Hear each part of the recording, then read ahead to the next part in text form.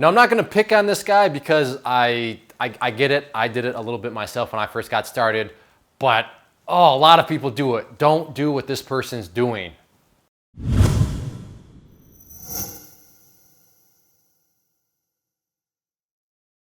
We're all human beings, right? I'm assuming you're not some sort of like cyborg watching this. And as human beings, we like to have fun. Excitement is a good thing. Feeling good, I mean, the rush of adrenaline, the rush of, whatever the chemical substances are that, the dopamine, I don't know. Can you tell I'm not a clinical psychologist? But the point here is we like to have fun. Excitement is great. And especially if there's other kind of crappy things going on in our life, any ways that we can bring some excitement and some joy, to our life, that's perfectly human, that's perfectly normal. The bad thing is, if you're using the stock market to do that, I get the short term is it feels good, it's bringing that excitement. But the long term, that's just where the bad habits come together. And that's why I want to focus on kind of the anatomy of how bad habits can be formed. And use this situation from YouTube that does a good job of just illustrating how a bad habit can start, and then how it can just slowly form, even though it seems to make perfect sense on why this person is doing what they're doing. And it's very sloppy, it's very gray area. But at the end of the day, this is when I read it, I'm like, this is a very good example of just how sneaky those bad habits can be and how they're ultimately formed. So let's get in to this YouTube comment. To offer a little context here, I told this person they were gambling based off what they were saying. So their response back was this: yeah, I'm gambling while learning to trade. I mean, if that's not an oxymoron, I don't know what is. How can you be gambling and then learning to trade at the same time? What's really going on here is they're learning how to gamble. They're learning how to do a bunch of bad habits. So right off the get-go, that kind of sets the context here. But this person's just not in the right mind, just right from the start. Full-time job and too much life going on, but I needed some excitement. I am, however, fully immersing myself into the companies I am betting on, even listening in on conference calls. I'm very interested in the businesses as well as the fact you can trade with them. So I'm not buying in blind, but I am indeed taking gambles on these small penny stocks. Now let's just throw aside the fact that he's talking about penny stocks. Let's look at the psychology of how his mind is justifying all this gambling. But remember, gambling, that's the building of bad habits. When you are betting on things, building of bad habits. But how is his mind justifying it? Well, he's listening in on conference calls. He's digging deep into these companies. He's fascinated about all the trading. So he's got some passion about it, which is great. All those three things are great. But in this context, they're not helping him out. All they're doing is masking the fact that he's gambling. He's not going about things the right way because he doesn't know what he doesn't know. So sure, it's great that he's listening to conference calls and he's researching the companies deeply. And now the penny stock thing, like I said, that kind of really throws things off kilter. But even without that, the point here is that that's how the voices work. That's how bad habits are built, because you're going to be doing things that then the voices in your head say, see, you're doing that. You're doing all this the right way. You're learning.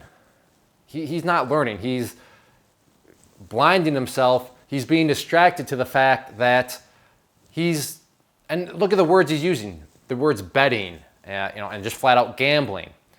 You can't have it both ways. You can't be gambling and having fun, which, with his full-time job, he doesn't have time. So he just needs some excitement and learning. You can't have excitement and learning. Now, yes, learning can be fun, but not in this aspect. Not learning while trading and needing to have fun in the middle and excitement in the middle, which is comprised of gambling. Hopefully I'm conveying just how kind of like spaghettied all this is that this is just not a clear-cut path. There's lots of crisscrossing going on, but it's all being masked. But yeah, I'm listening to conference calls and I'm digging in deep. Spaghetti. Still going to learn more of the technical side of the chart patterns. Takes time, brother. I just had a blood clot in my arm, heart, and lungs. Realized life is too short again and wanted some excitement. Turns out I'm very interested in all aspects of the markets. So this has been a treat. No doubt about it, it does take time.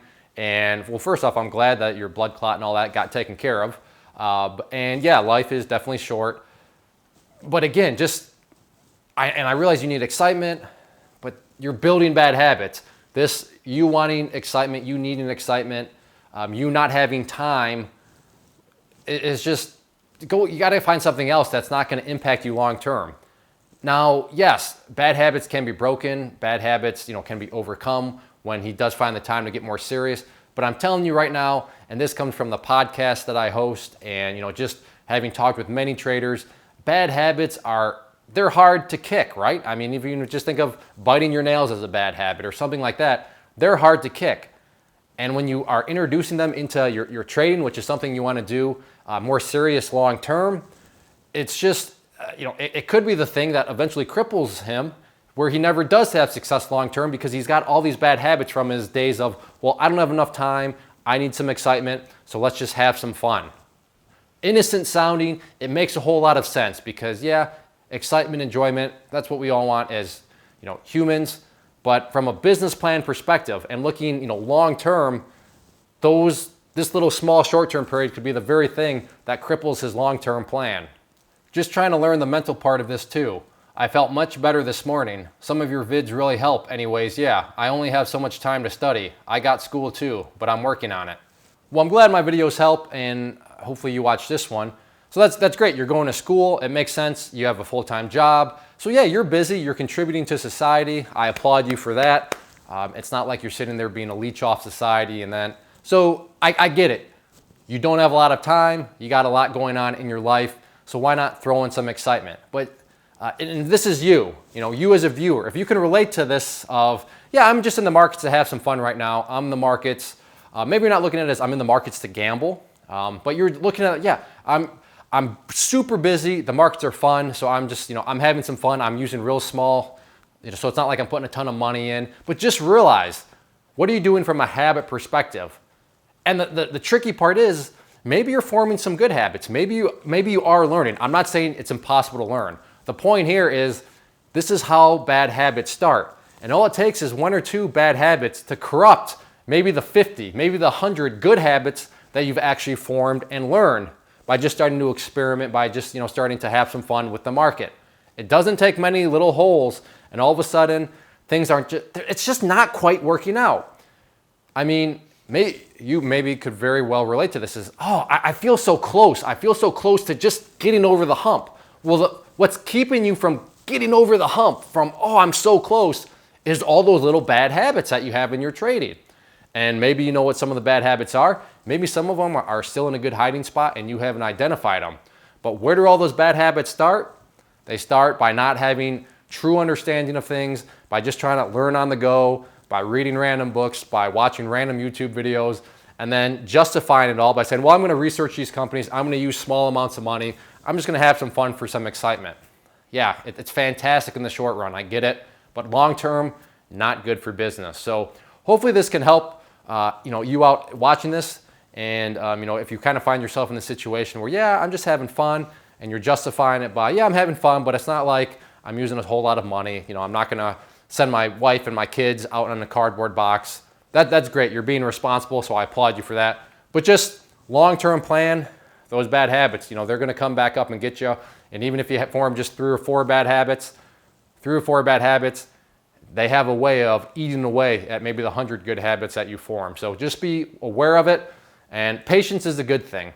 Consider, go doing yoga or something like that in order to have some excitement.